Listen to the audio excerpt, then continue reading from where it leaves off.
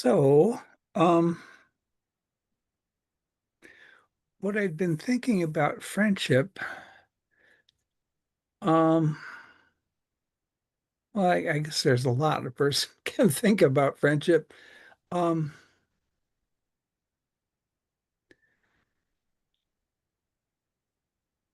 I think that people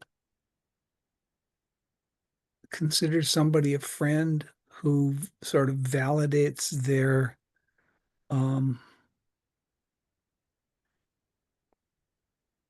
their being in the world by thinking you're my friend, you're worth engaging with, you're worth Hmm. getting to know. And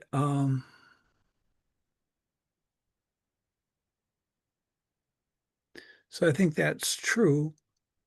And I think that I have very little patience for small talk Hmm. friendships, and I think my guess is that a lot of people engage in friendships where they tiptoe, stick a toe in the water very cautiously and stick to very unrisky topics, at least to begin with. Hmm. And then, so it reminded me some of, have you ever read the book, The Little Prince by Saint Hmm. Exupéry? Hmm. So there's the part where the fox teaches the little prince about how to tame him. Hmm. And, you must come back and sit close, but not too close, same time every day. And each time you can sit a little closer.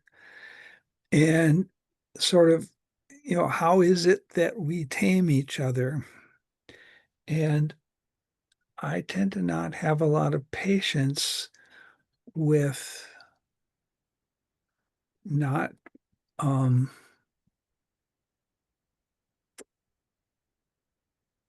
not being somewhat, deliberate about. And I was thinking about it.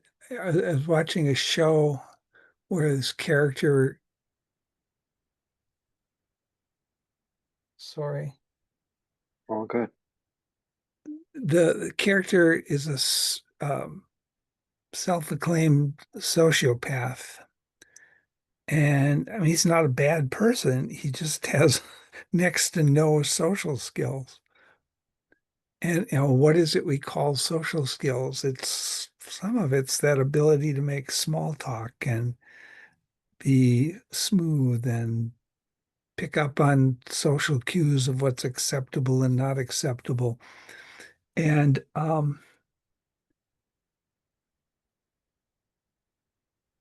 so I've been or I was initially and still am very amenable to our Friday friendship calls because Indeed. Yeah. they're deliberate. Yeah. They're Yeah. not sort of accidental or let's spend a long time getting to feel safe with each other before we talk about anything that really matters. And um, I've got one men's group that's been meeting together for over 25 years. And um, we're not um, really friends in many of the normal ways you'd think of outside of that hour and a half that we spend together on Monday nights. And then I've got another men's group. God, we've probably been meeting together for 10 years. And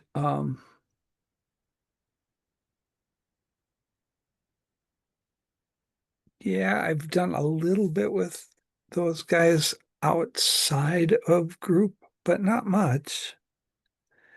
And um,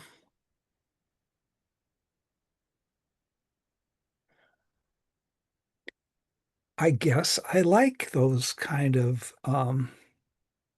we agreed to show up to spend time together to um I mean, it's not that we never talk about anything trivial, but the expectation is that we're not going to stay at a trivial level. Mhm. And Um,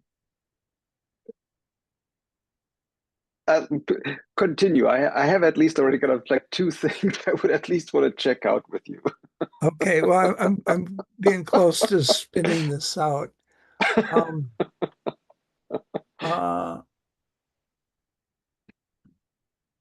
so I'm not sure I know what friendship is for most people, but for me, um, I really like having people that I go back 25 years with because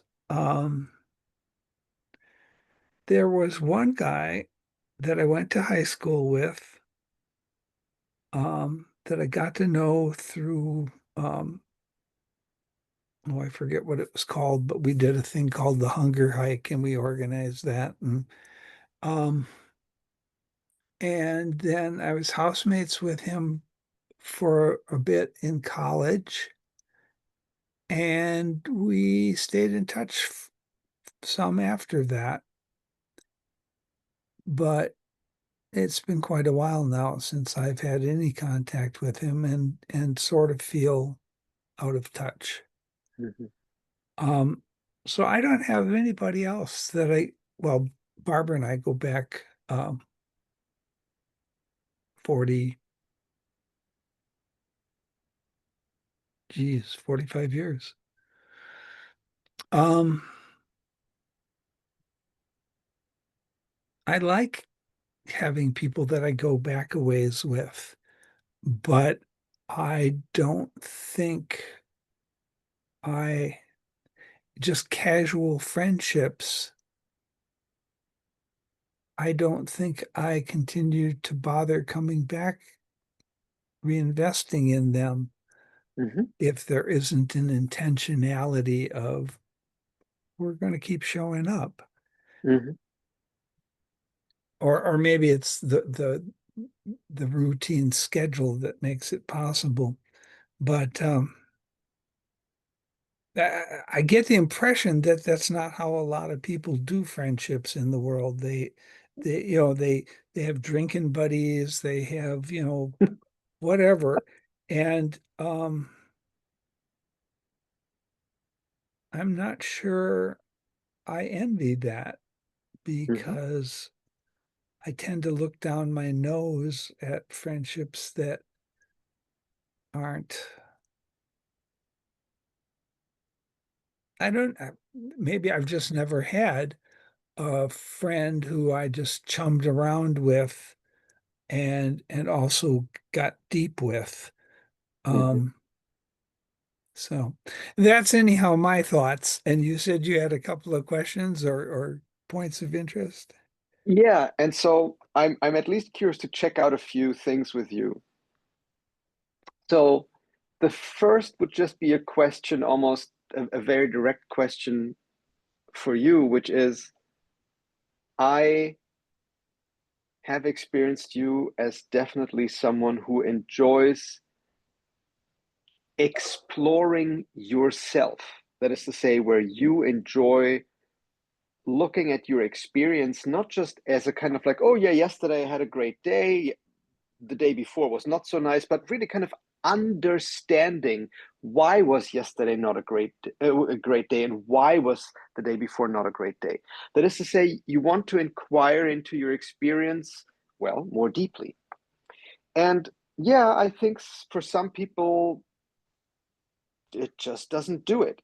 And so, but where when you said, and I like this kind of word that you used, casual, and that you're not interested in casual friends as opposed to intentional or deliberate.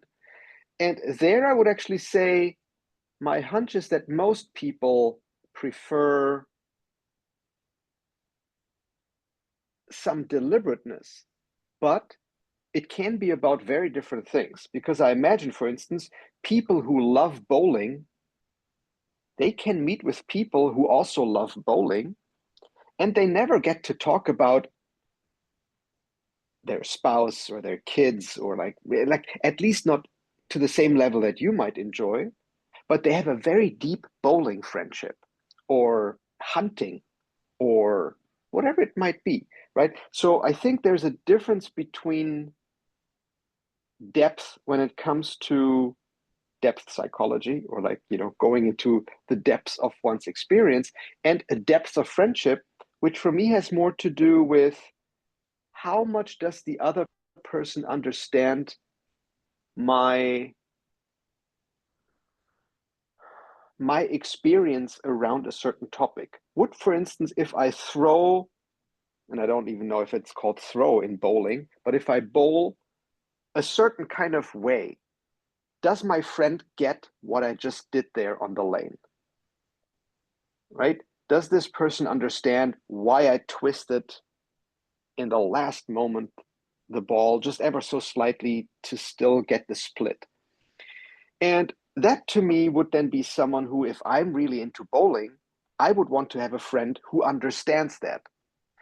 Whether that person understands the quarrel I just had with my wife 2 hours before coming to the lane really doesn't matter to me, because that is not the thing I want to explore with this friend anyway. So for me, depth in friendship has much more to do with my experience of that person getting what I'm interested in, and it on my interest getting to the same depth that I feel most comfortable working on. Just, is and so when you brought up The Little Prince, which it is one of my favorite books. But interestingly, I always have, or not always, but certainly ever since I've been an adult and have had a couple of experiences, I've always thought of that book as almost describing the process between two lovers more than between two friends. In part because I really think that lovers need to tame each other. Because, there's a lot that will go on between them as they come closer and closer and closer and closer, where they will discover things about another that will be, very fond and very kind of like, but that, especially also when the other person is not around, you have this more melancholy experience. Just as at the end of the book, right? I think it is literally on one of the last pages. It's something like, oh, and if I see the sand or like the color of the grass, I will think of your hair, and then I will laugh and I will cry at the same time. So I will laugh because I'm thinking of you, and I will cry because you're not around.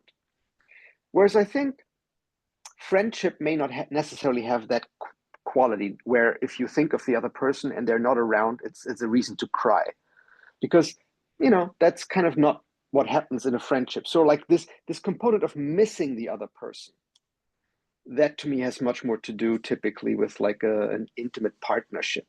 And then if the other person is not around, it really hurts.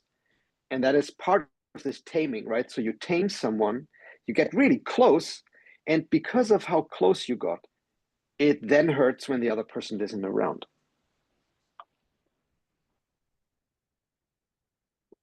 But of course, I'm not saying that cannot happen with a friend, especially if a friend departs for good, right? If you have a friend and that friend is no longer around at all, and I described this to someone in one of our other conversations. Yeah, it can definitely hurt when you realize a friend that has been very that really has a great value in my life, where I really, as soon as I think of the person, as an immediate juicy fondness. And when I realize, yeah, that person is no longer there to talk to, that it does hurt. But I still felt that the way that Saint-Exupéry expressed it in the book. Now, whenever I read the book, I have more this experience of like, well, the guy fell in love with the fox, or rather, like whoever you put into the place of the fox, it has more that quality of relationship to me. Well, it's interesting. The person who turned me on to that book was a young nun. I was 15 or 16, and I idolized her. I thought she was the greatest thing because she gave me a kind of love and acceptance that as a teenager, I was just so hungry for that kind of validation. So I'm thinking, hmm, did I then think that that kind of taming each other is what all human contact should be striving for? I don't know. I'm not sure. Um, And but I've tended to leave a lot of friendships behind because they weren't still sizzling with that kind of urgency, immediacy. yeah, and my hunch is that if two people, let's say, get together because they love to debate politics, or they could also debate gossip for that matter, right? For them, it could really be just as titillating in a domain that they're interested in. But if I or you were to listen to them, we would lose interest pretty quickly. Just because, for me, certain topics do probably not elicit the same amount of value positive response where, oh, I want to be part of that.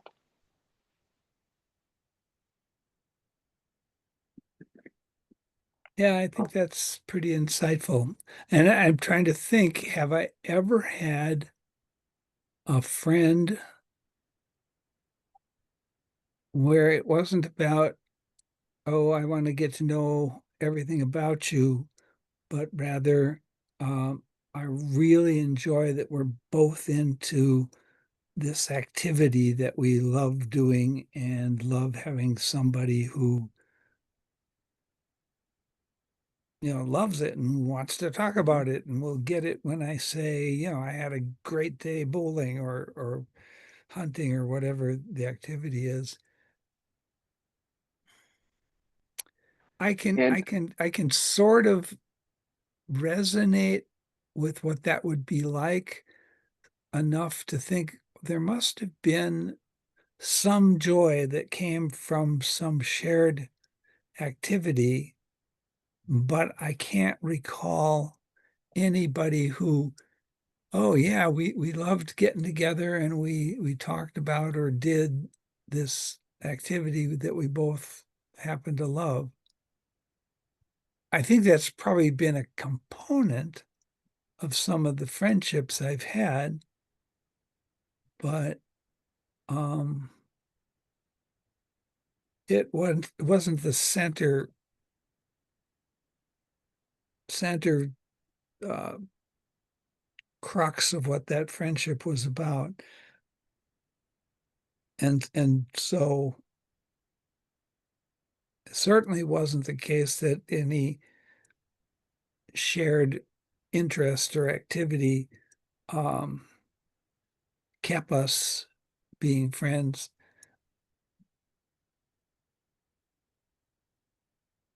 Well, if I think back to that guy that I was friends with in high school, um, college roommate or housemate, um, I think I went to some efforts to keep in touch with him longer because we had good talks, and I wanted to have somebody that I had history with. mm-hmm, But mm-hmm. after a while of, you see each other for uh, a few hours once a year, that's not enough to keep a friendship juicy. And at least I can say that my interests in life have also really changed a lot.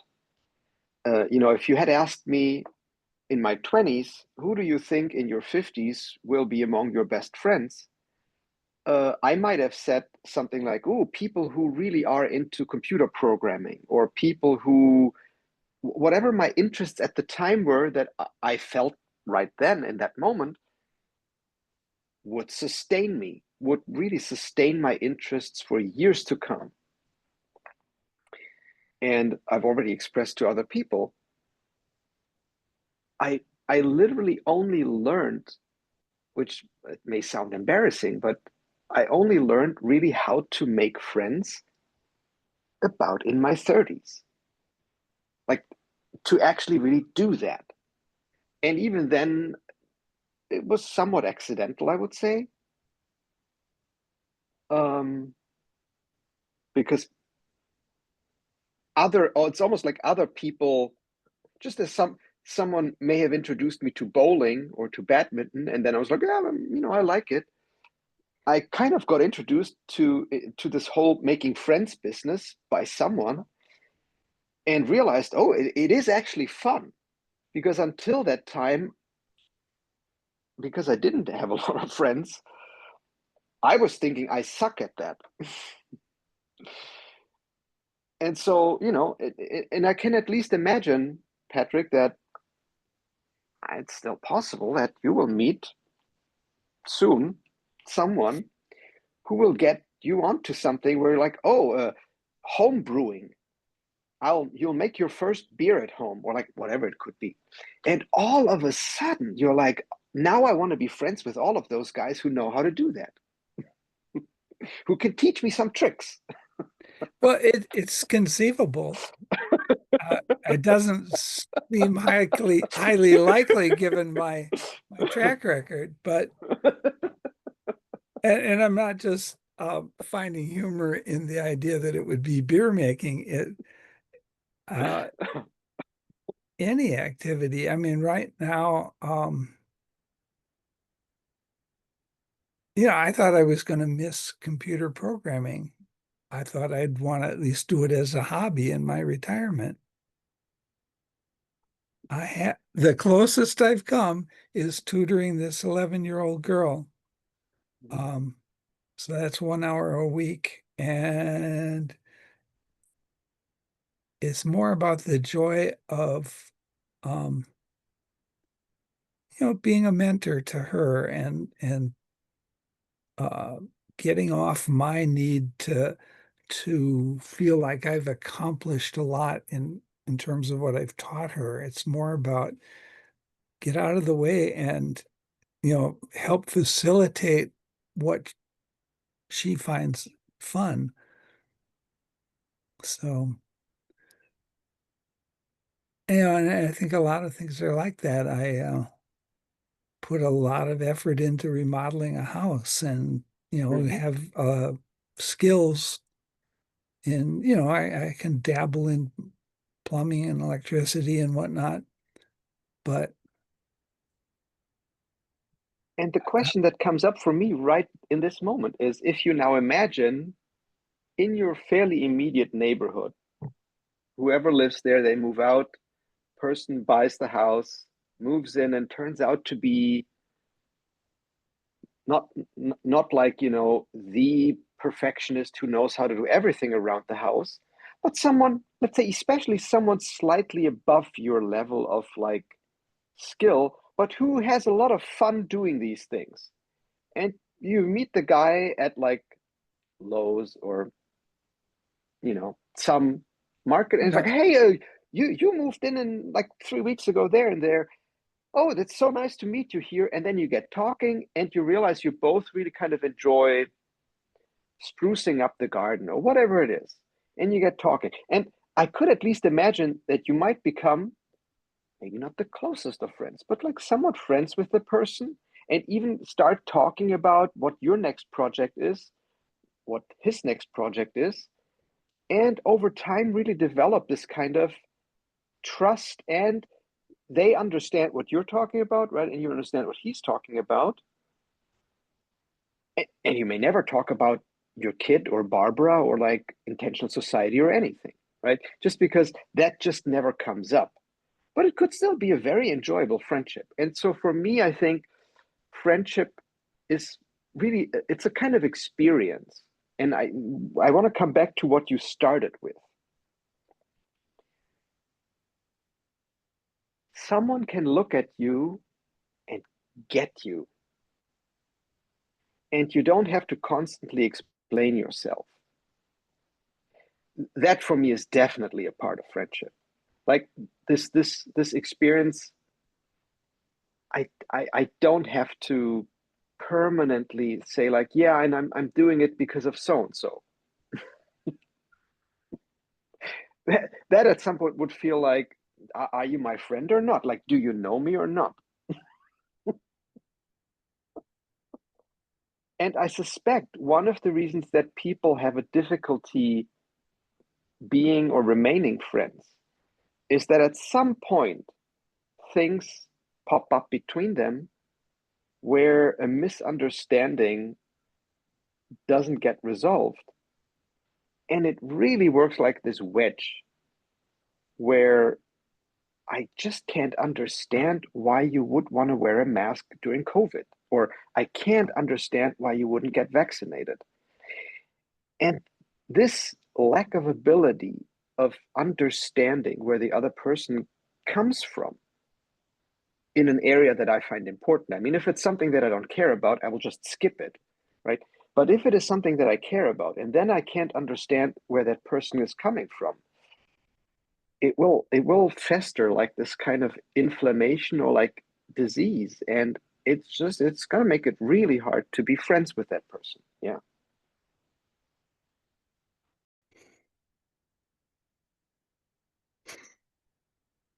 That for me is, for instance, a super fascinating question in general and potentially about your situation. To what extent, for me personally, if I want to be a good friend to people and I'm noticing either they are opening up a new interest, they're changing their interest, or I'm just becoming aware of an interest that they have that I am not particularly interested in, what is then my, not my role, but like my desire to be a good friend? If I want to have this sense about myself and how I act in the world, that I am part of a story where I could like where I could write the sentence, "Oh, Jochen was a good friend." What does that mean in that moment? Would it mean to say, "Oh, like that's an interest that I don't share. Let me just be very honest about it, and just tell the person, oh, yeah, to the extent you want to do that, go right ahead. Don't count me in." Okay, so I write those sentences, and then the next sentence in the story is because Jochen was a good friend. Does that make sense to me? And it's a little tricky. Whereas if I were to imagine, I write something like, "Oh, Jochen spoke with the guy, and he said, yeah, it's like I have to say, it's not maybe like super my interest, but why don't you tell me why you find that so interesting?" And then they had a great conversation because Jochen was a good friend. Yeah, that sounds about right to me. So I think for me, friendship has at least to do in part with my willingness to stretch myself and to at least see what, like, if the other person says there's something greener over there on the other side of that particular fence, and I want to climb over that fence and see what's going on there. Part of friendship for me is like, you know what? I have no idea what interests you over there, whatever you saw, but I'm gonna climb with you over that fence and let's check it out. And then obviously, if my friend says like, "Ooh, I'm so interested in bear traps. I want to see what happens if I put my foot in it," and I'm like, "Yeah, dude, you have to do that by yourself, right?" So I think there's a limit to what friendship is, and I can still say in the story, and Jochen was a good friend. Because, like if my friend were to lead me into a death trap, I don't have to follow him quite right there. That, like, friendship doesn't extend to me getting into mortal peril, but just showing some interest in what my friend is up to, yeah, I think that is part of a good friendship. And it's tricky, right? Because where exactly is the boundary between, like, showing interest and approving and going along and applauding and getting myself into the same crap? Because if my friend were interested in suddenly figuring out, oh, how could I be a better shoplifter? Yeah, it's like, a little bit what you said about, like, one of your school friends. Tough, right? Because there's so many aspects about what my friend might be interested in, where I may have all kinds of experiences with that.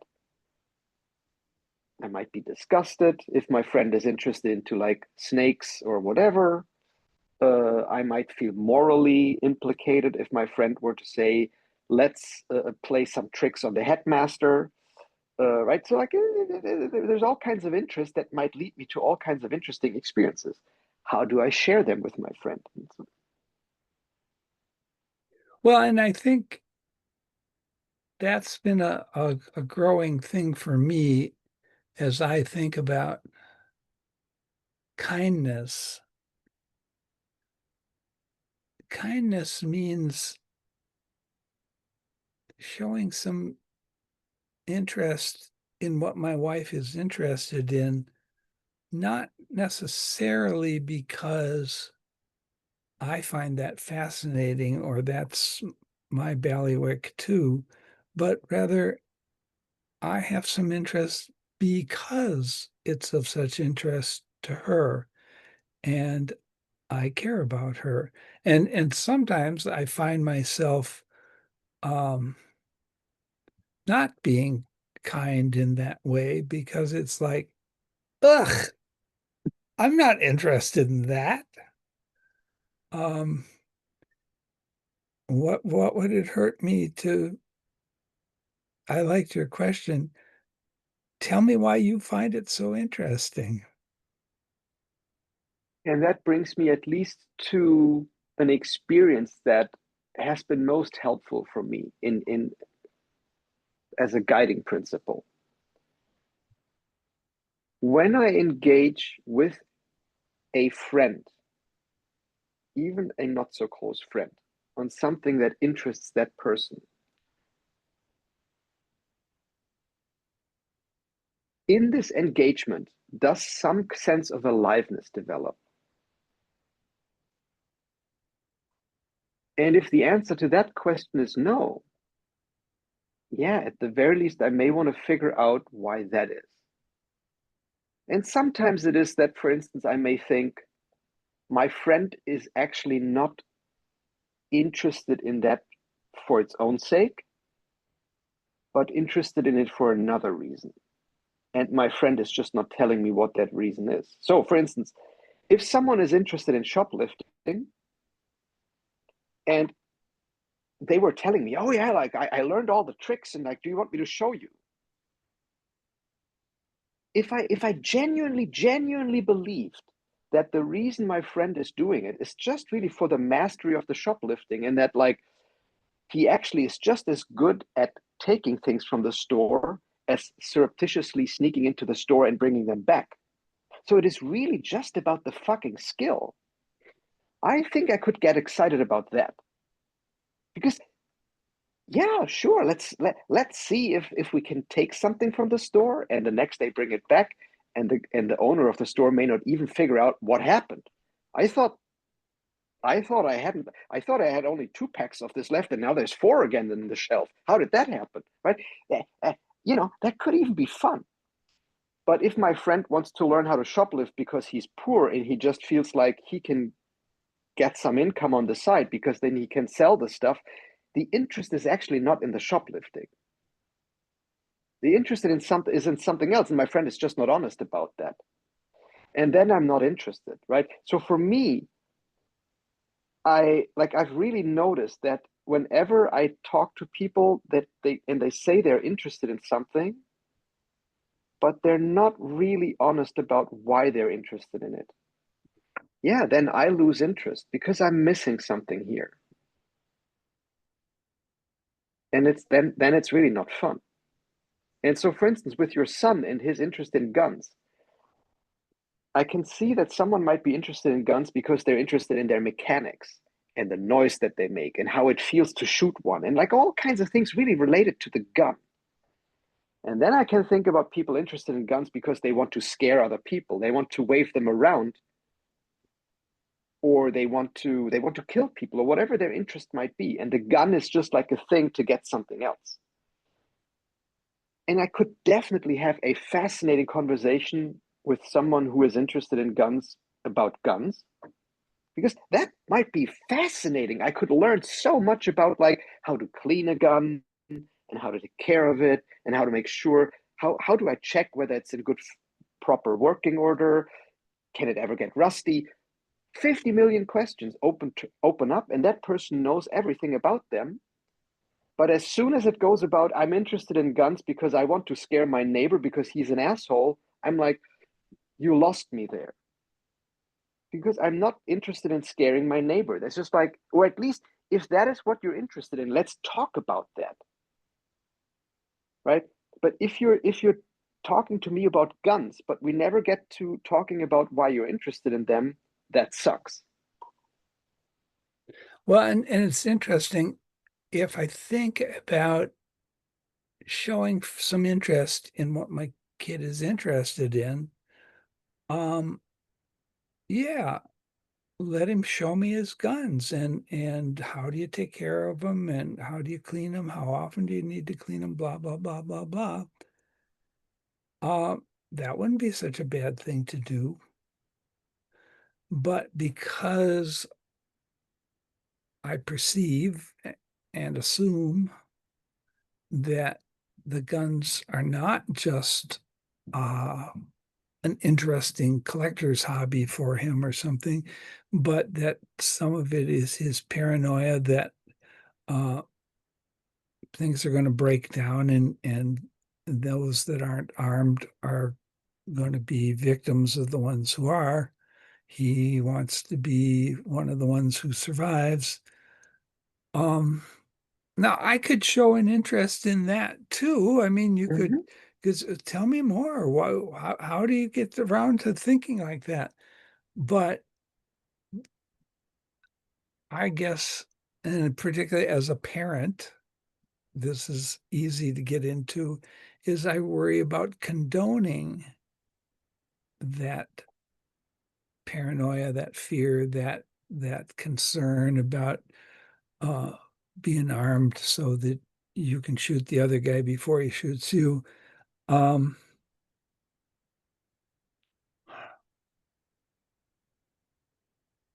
Now, if he weren't my son, like we've just been getting to know the neighbors next door a little bit. They had us over for burgers on their deck. Um, if it turned out he said he was really interested in guns, now if I really liked everything else I'd heard about him, I might say, "Oh, well, show me your gun collection."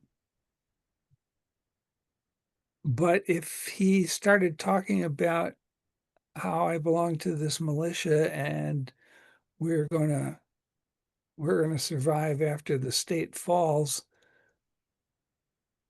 I think I would lose interest pretty fast. But I keep a connection to my son open.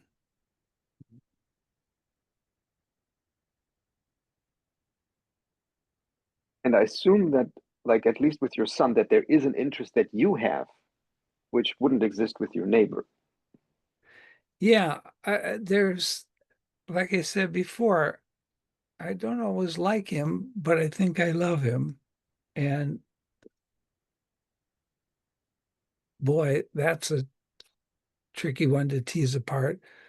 Part of it's because my wife loves him, and if I say I'm sick and tired of him, that won't sit well with my wife. But some of it's guilt. It's like, should I have done a better job of raising him? Um,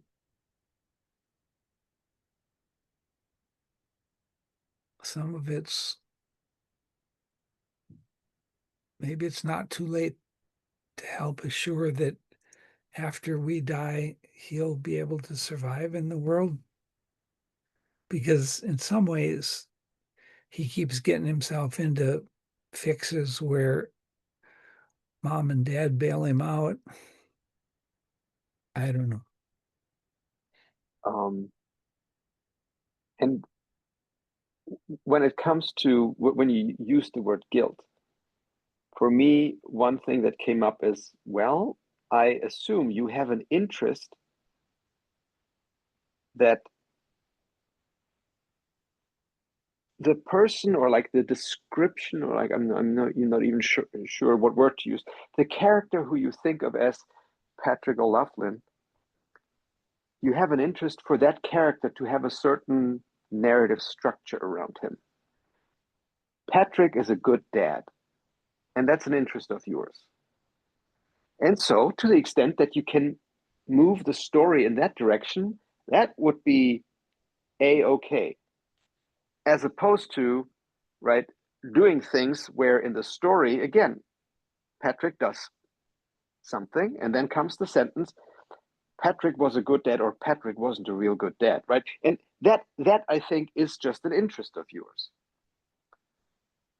And especially what you said last week, that one of the reasons that for you, Barbara, that you got together was this idea of like, having a child and like being parents together.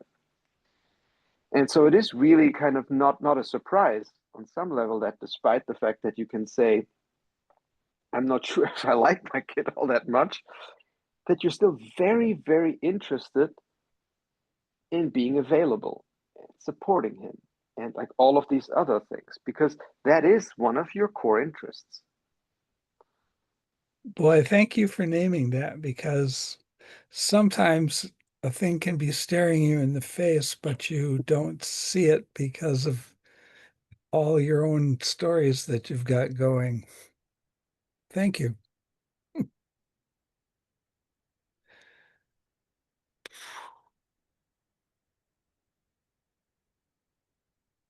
Um, Well, I'm feeling kind of talked out. Um, we'd have 10 minutes left on the hour we usually spend together, but maybe we just call it quits there for today. Patrick, I'm happy just seeing you, getting to chat with you, and I quite honestly, um, it's really I don't know how much you believe in coincidences. I think it was probably yesterday or the other day that I, for the first time in a long time, thought about The Little Prince, the book. And so for you to bring it up out of nowhere, that for me was just like, okay. So at least maybe there's a reason that we are good friends.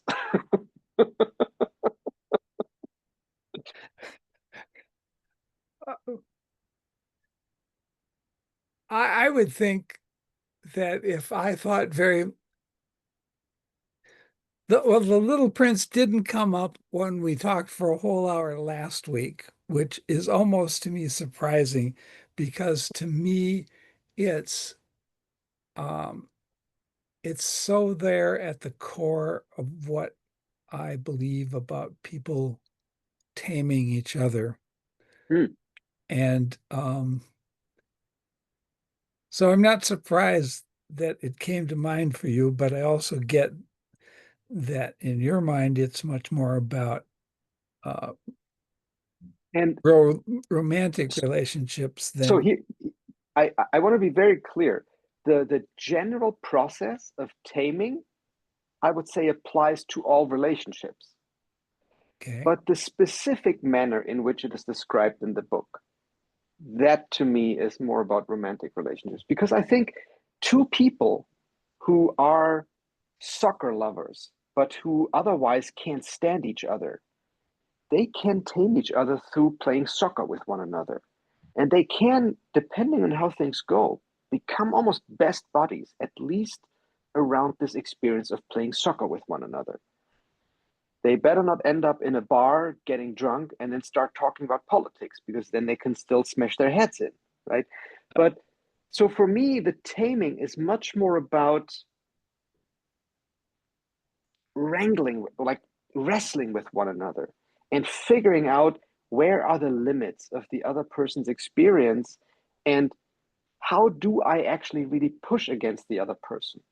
Where is precisely the point where if I were to make this move, they would get really hurt?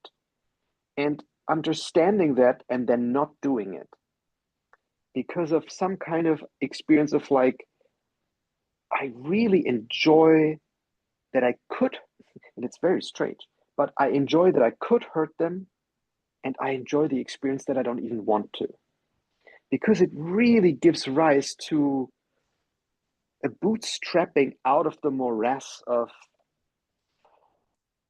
very bad morality, right? Because there's so many reasons to think of myself not as a bad person, but just as like unworthy, unlikable, unlovable, terrible, misanthropic, what, like all of those things I can be. But with this person, I'm proving to myself and the world that I'm not. And oh boy, right? But it requires that I could harm them, because I know all of their secrets, and because I know their weak spots, and because I know exactly which button I could push, and I'm not doing it. And that is a form of taming that happens in no matter what context. And in a certain way, it looked, for instance, for a while that Elon Musk and Donald Trump had tamed each other. And oh boy, now they're kind of at each other's throats, right? And so I think the problem is with friendship, or like with any relationship that has this kind of taming quality, you probably don't want to do it with very volatile people. You need to do it with people who are adult enough not to fall back to like, what, you don't love me anymore, now I'm gonna slit your throat. It's just like, yeah, or at least you want to then be able to run away as quickly as you can. And maybe on that note,